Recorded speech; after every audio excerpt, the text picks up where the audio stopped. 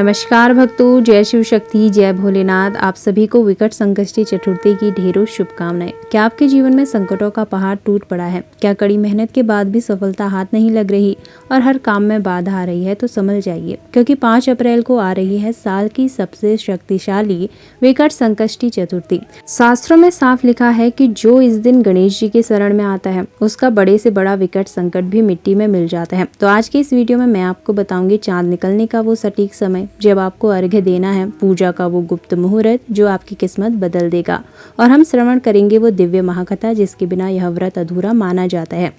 तो भक्तों, वीडियो को 1 सेकंड के लिए भी मिस मत करना, क्योंकि आज की जानकारी आपकी बंद किस्मत के ताले खोल सकती है। सबसे पहले बात करते हैं सही तारीख की, क्योंकि गलत दिन व्रत रखने से पुण्य नहीं मिलता है। पंचांग के अनुसार वैशाख कृष्ण पक्ष की चतुर्थी तिथि 5 अप्रैल रविवार को पड़ रही है। तिथि शुरू होगी 5 अप्रैल की सुबह 11:22 पर और तिथि का समापन होगा 6 अप्रैल दोपहर 1:47 पर।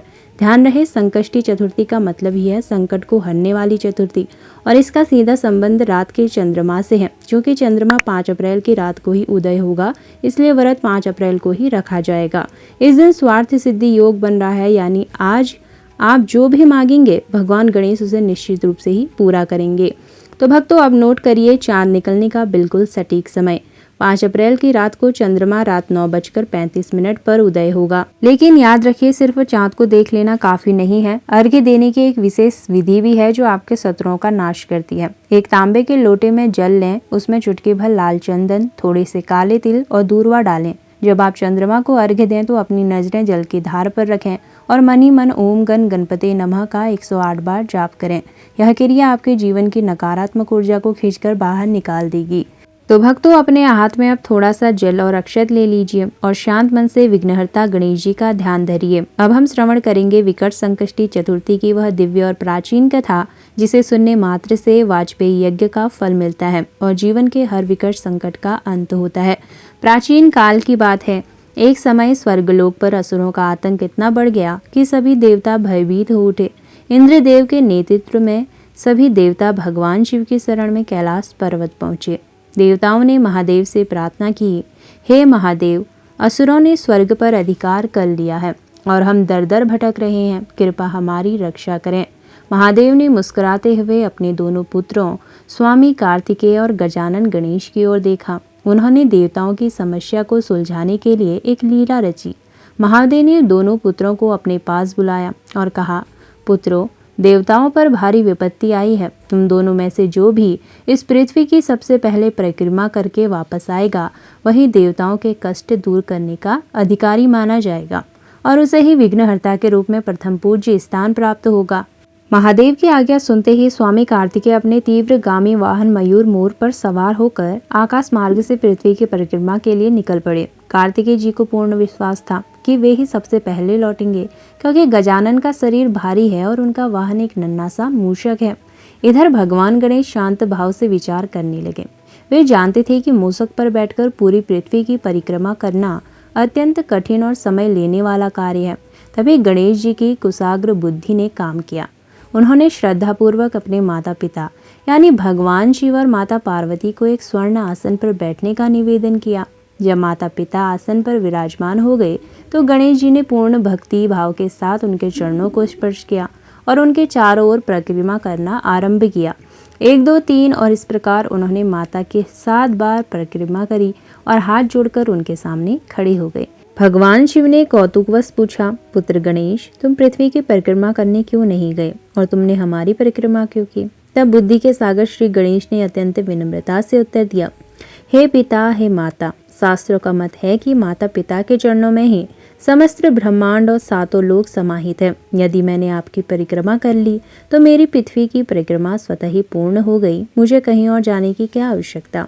पुत्र के मुख से ऐसी ज्ञान भरी और भक्तिपूर्ण बातें सुनकर महादेव और माता पार्वती चौकन्ने हो उठे।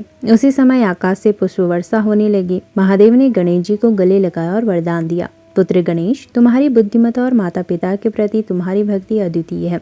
आज से तुम ही विघ्नहर्ता कहलाओगे और हर शुभ कार्य में तुम्हारी पूजा सबसे पहले की जाएगी। उसी समय स्वामी कार्तिकेय भी पूरी पृथ्वी का चक्कर लगाकर लौटे तो वे भी नतमस्तक हो गए। महादेव ने आदेश दिया कि जो भी भक्त वैशाख मास की इस विकट चतुर्थी के दिन गणेश जी का पूजन करेगा और इस कथा का श्रवण करेगा उसके जीवन के बड़े से बड़े संकट उसी तरह दूर हो जाएंगे जैसे देवताओं के हुए थे। तो बोलो विघ्नहर्ता गणेश जी की जय। तो भक्तों, यह थी वह पावन कथा जो हमें सिखाती है कि बुद्धि और भक्ति से किसी भी संकट को जीता जा सकता है। इस कथा को पूरा सुनने के बाद अब आप चंद्रमा को अर्घ्य दें और अपने व्रत का उद्यापन करें। चलो भक्तों, अब बात करते हैं गणेश जी के 21 कष्ट निवारक महाउपाय के बारे में। तो भक्तों, अब मैं आपको वो 21 गुप्त और महाशक्तिशाली उपाय बताने जा रही हूँ जो आपके जीवन की दिशा बदल सकते हैं। इन्हें बहुत ध्यान से सुनें और अपनी जरूरत के अनुसार नोट कर लें। तो सबसे पहले है कर्ज से मुक्ति के लिए। यदि आप पुराने कर्ज से परेशान हैं तो आज के दिन गणेश जी को गुड़ की 21 डलियां और दूर्वा चढ़ाएं। चढ़ाते समय ऋणहर्ता गणेश स्तोत्र का पाठ करें। बाद में यह गुड़ किसी लाल गाय को खिला दें। इससे धन आगमन के रास्ते खुलते हैं। दूसरा है व्यापार में वृद्धि के लिए। अपने कार्यस्थल या दुकान पर गणेश जी की खड़ी हुई प्रतिमा के आगे सुपारी और लौंग रखें। पूजा के बाद उस सुपारी को पीले कपड़े में बांधकर अपनी तिजोरी में रख दें। इससे रुका हुआ धन वापस आता है। संतान की उन्नति या प्राप्ति के लिए आज गणेश जी को मालपुआ चढ़ाएं। याद रखें, आज के दिन गणेश अथर्वशीर्ष का पाठ करना बच्चों की बुद्धि तेज करता है और उन्हें बुरी नजर से बचाता है।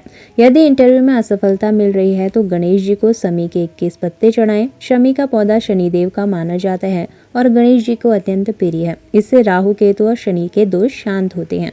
भयंकर बीमारी से छुटकारा पाने के लिए, पुराने रोग से मुक्ति के लिए गणेश जी को सिंदूर चढ़ाएं। उस सिंदूर में से थोड़ा सा हिस्सा लेकर बीमार व्यक्ति के माथे पर तिलक लगाएं। यह औषधि का काम करेगा।